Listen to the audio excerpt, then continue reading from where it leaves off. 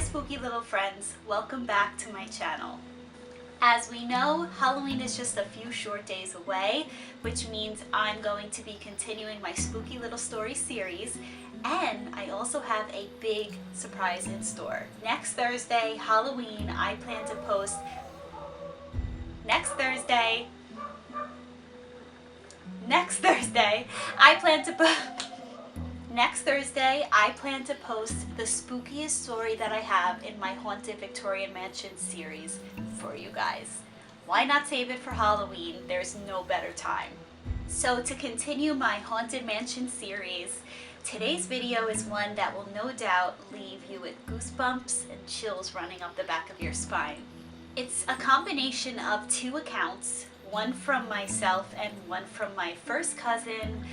She's basically like my sister, best friend. We grew up together, and we put two of our own experiences together and kind of realized that something very strange and eerie was going on after we had our discussion.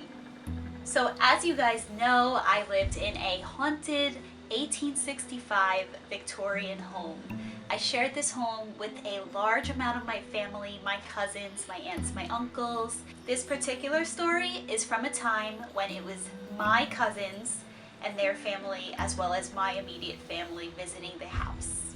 So anytime that it was multiple families visiting at once, we all made sure to gather together, have dinner as a family, and kind of spend a lot of quality time with each other. Most of that time we spent in the kitchen or the great room, which if you remember from my previous videos, if you left the kitchen, you immediately were entering the great room, which had the grand staircase in it, which led up to all the additional floors in the home.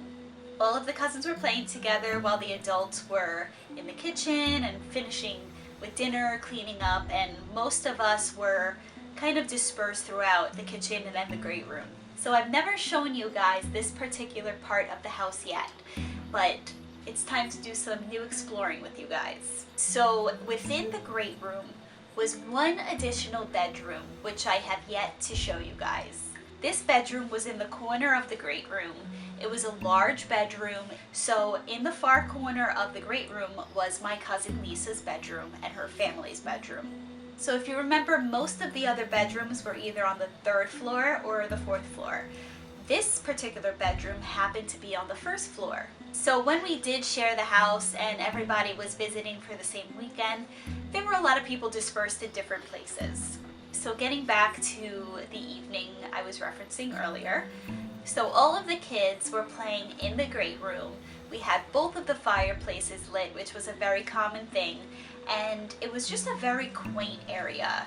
And there was so much room for all of us to play, so much room for activities that we all just hung out in the great room the whole night and had a blast with one another. So as it got later, we decided that we were all going to go to bed.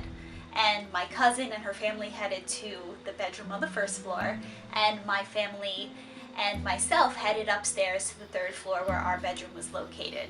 So if you guys recall, in order for us to get to our bedroom on the third floor, we had to walk through the great room, up the grand staircase, and then through the dark hallway which led to my bedroom. So we went to bed for the night and slept pretty peacefully throughout the majority of the evening. So I remember on this particular night, I had gotten up to use the bathroom in the middle of the night. And even going just one room away where the bathroom was located from my bedroom, I was always very scared to walk through the dark hallway down to the bathroom, even though it was just one room over. So that particular night I had woke up and I remember it was still pitch black out. So I got up from my bed and I walked out the door of the bedroom to the left down the hallway toward where the bathroom was. So it's pitch black out, it's dead quiet in the house, and I begin to make my way down the dark hallway to the bathroom. So once I've reached where the bathroom is, on the opposite side of the bathroom was where the foyer on the third floor was that led to the large bedroom, which never had anybody sleeping in it most of the time. And in the middle of the night, that was really the only source of light that came through into that area, because the moon was shining onto the lake and we had the doors that opened up to the balconies, which let in a majority of the moonlight, so that there was a little bit of light in the hallway. But it was very, very eerie, just the way that the light would shine into the bedroom. So as I'm making my way down the hallway, I start to get this uncomfortable, eerie feeling. And right before I turn to enter the bathroom, I remember looking to my right, down into the foyer where the empty bedroom was. And I just sensed that something was watching me. I felt like I had a pair of eyes that were just following me throughout the entire hallway. So I pretty much always avoided trying to even look in that direction. And I should also note that through the foyer, the bedroom door was always wide open. So I was able to see directly through the foyer into the bedroom, which overlooked the lake. So I was able to see a lot, and that always kind of played with my head a little bit. And I was always expecting to see somebody in there, to see something walking around in the bedroom. So I honestly avoided looking in that direction most of the time. So I was already on edge after feeling that uncomfortableness, and I decided to just make my way back to the bedroom as soon as I possibly could. So I begin my walk back to the bedroom, and all of a sudden I'm stopped because I hear the sound of children laughing, playing, and talking coming from downstairs. So I'm just standing there in the silence of the night, listening to the sounds of what appears to be children playing downstairs in the Grand Ballroom. I heard noises of what I thought were toys being played with, whispering and one another just talking to each other. So I stood there for a few moments just listening. So as I'm standing there, I'm kind of questioning what exactly is going on, because I know it's the middle of the night. I start to think, oh, well, maybe my cousins are awake. Maybe it's them. Maybe they're hanging out downstairs and they're playing in the Grand Ballroom. So I decide that I'm going to go and investigate. And I'm going to head downstairs and see why they're awake and why they're playing right now when they should be asleep.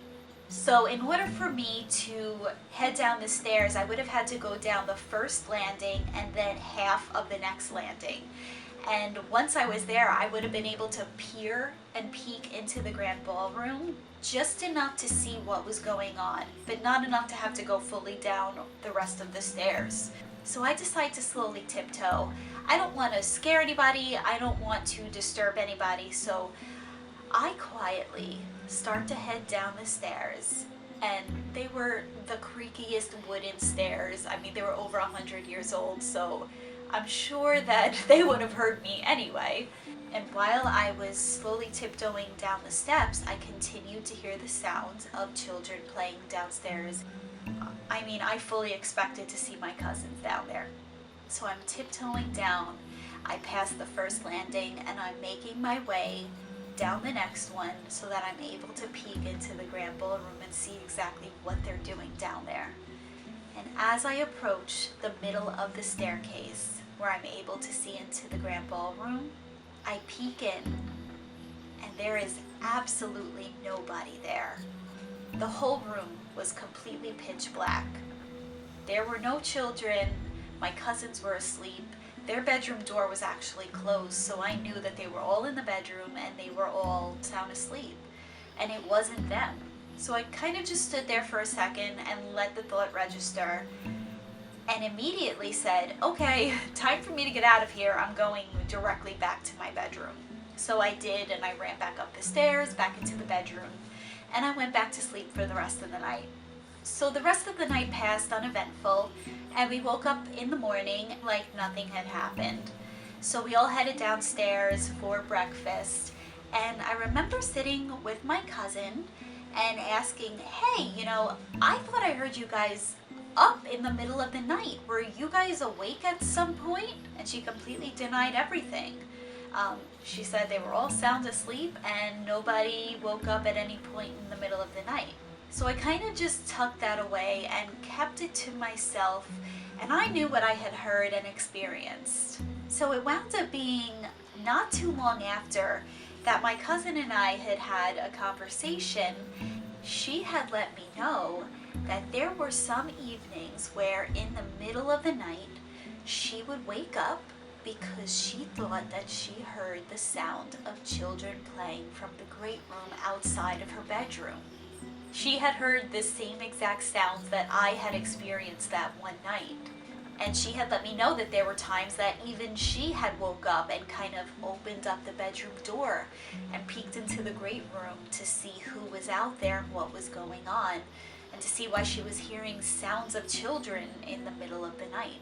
And every single time that she had peeked out, nobody was ever there, and the noises would stop. So it wound up becoming just this known and accepted thing that we knew and expected to hear the sounds of children playing through the middle of the night, but yet we would never actually catch anything or be able to see where the sounds were coming from.